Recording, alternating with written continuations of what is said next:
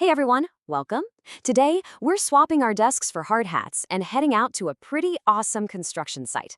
We've got a fantastic project on our hands. We're building a brand new community park right from scratch. Okay, before we even dream about planting a single tree or laying down any grass, we've got to get our plan straight. The first step is always the most important one. And that very first step, it's all about understanding the space we're working with. In our world, we've got a word for that. We call it finding the area. All it means, really, is figuring out exactly how much ground our beautiful new park is going to cover. Now, this is where things get interesting. I mean, if we were just building a simple square field, this would be a piece of cake. But just look at our blueprint. We've got these cool winding paths, unique picnic spots, and forested corners. These aren't your basic shapes. So how in the world do we get an accurate measurement for these custom zones? Well, you need the right tools for the job.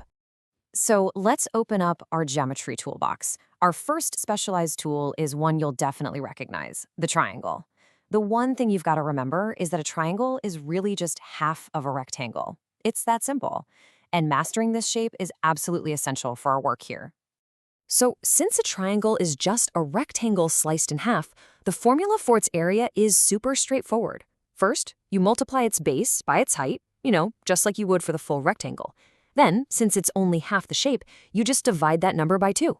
And there you have it, base times height divided by 2. Simple, clean, and gets the job done.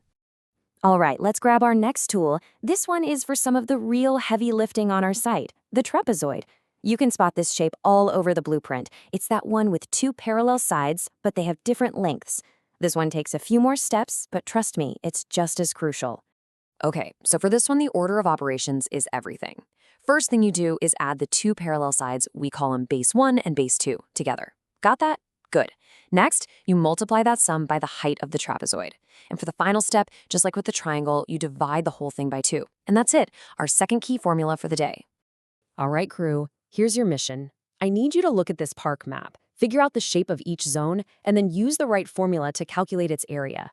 And listen, precision is absolutely non-negotiable. One little miscalculation means we order the wrong amount of sod, blow the budget, and delay this entire project.